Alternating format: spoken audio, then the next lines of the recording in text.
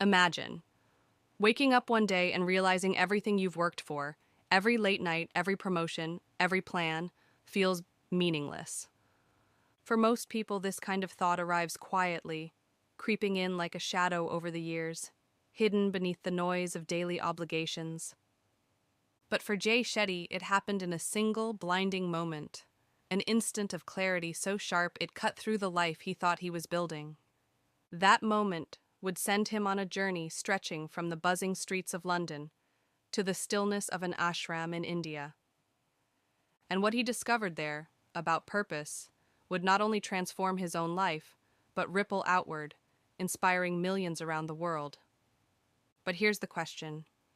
Is purpose something we stumble upon like a hidden treasure? Or is it something we must build day by day, decision by decision? Jay Shetty is now one of the most recognized motivational voices on the planet. A best-selling author, an award-winning podcaster, a former monk whose wisdom is sought by leaders, celebrities, and everyday people alike.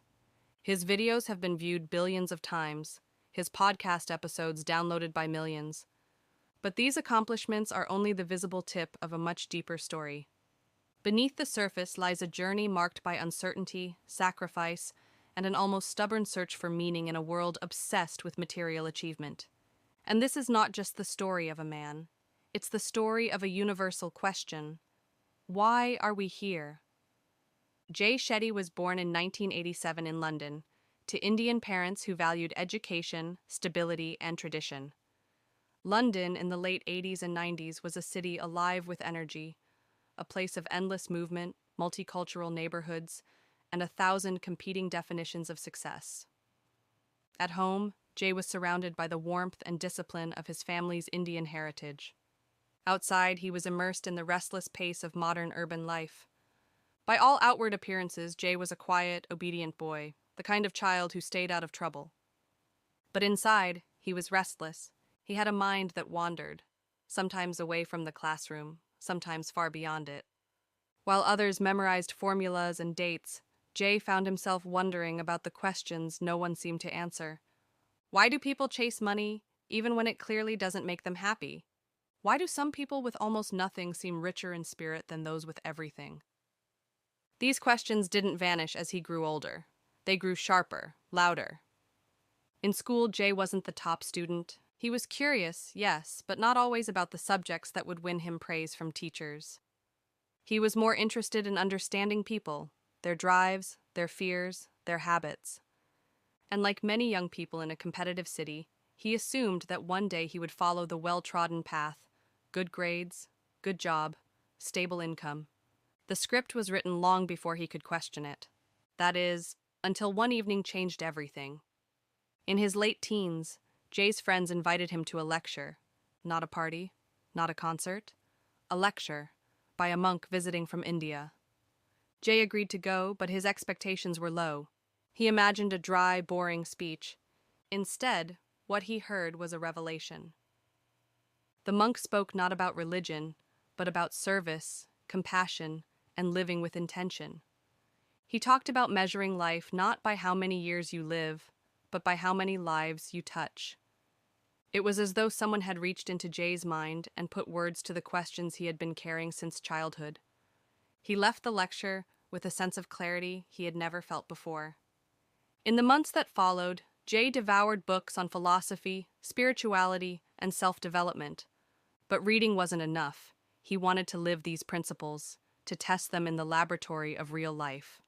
And so, at the age of 21, he made a decision that shocked his friends, his family, and even himself. He would leave behind the career path everyone expected of him and move to India to live in an ashram. Life in the ashram was the polar opposite of life in London. There were no phones, no social media, no frantic schedules filled with meetings and deadlines. The day began at 4 a.m., with hours of meditation and chanting. Meals were simple, often just rice, vegetables, and lentils. Possessions were few. Everything you owned could fit in a small bag. The focus was not on acquiring, but on letting go. It wasn't glamorous. It was demanding. Days were filled with manual labor, study, and service. There were moments of deep peace, but also moments of discomfort, both physical and mental.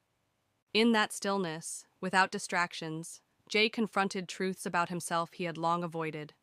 He saw how noisy the mind could be, how restless it was even in silence. He learned that purpose is not found by silencing the mind completely, but by giving it a direction that serves something greater than yourself. Over time, Jay embraced the discipline of monk life. He learned patience, humility, and the power of being present. But after 3 years, another realization emerged. The wisdom he was learning was not meant to stay locked within the walls of the ashram. It needed to be shared with the wider world.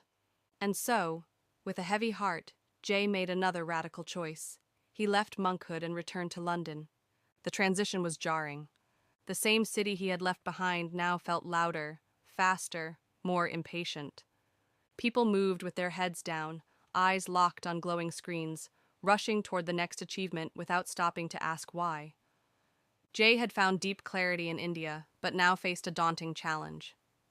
How do you carry that monk-like clarity into a world designed for distraction?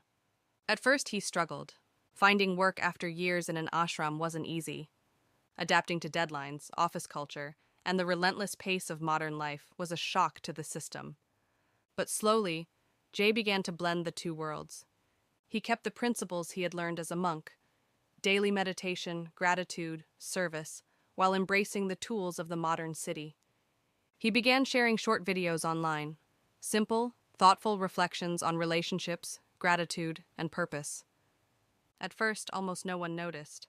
But then, one went viral, then another, and another. His calm voice and practical wisdom stood out in a sea of noise. Within a few years, Jay's content reached hundreds of millions of people. His podcast, On Purpose, became one of the most downloaded in the world.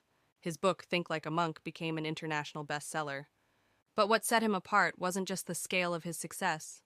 It was how he defined it. For Jay, the purpose of life wasn't about finding the perfect career, relationship, or status symbol. It was about living in service to others, about making choices that align with your deepest values rather than the world's expectations. He often recalled one pivotal moment from his time in the ashram. Standing in the early morning light, watching the sun rise over the horizon, he asked himself, if I lost everything, money, possessions, titles, what would be left? The answer was clear: character, service, love. For millions who heard his story, this became a challenge, to strip life down to its essentials and see what remained. Jay Shetty's journey, from restless London teenager to silent monk to global teacher, reminds us that purpose is not a destination. It's not a treasure buried somewhere out there waiting to be found. It's a daily practice, a choice, a way of living. We may not all move to an ashram. We may never give away all our possessions, but we can wake up each morning and ask, what am I doing today that truly matters? And perhaps that is where purpose begins. So I leave you with this question. If you stripped away every expectation, every demand, every role, what would your life be about?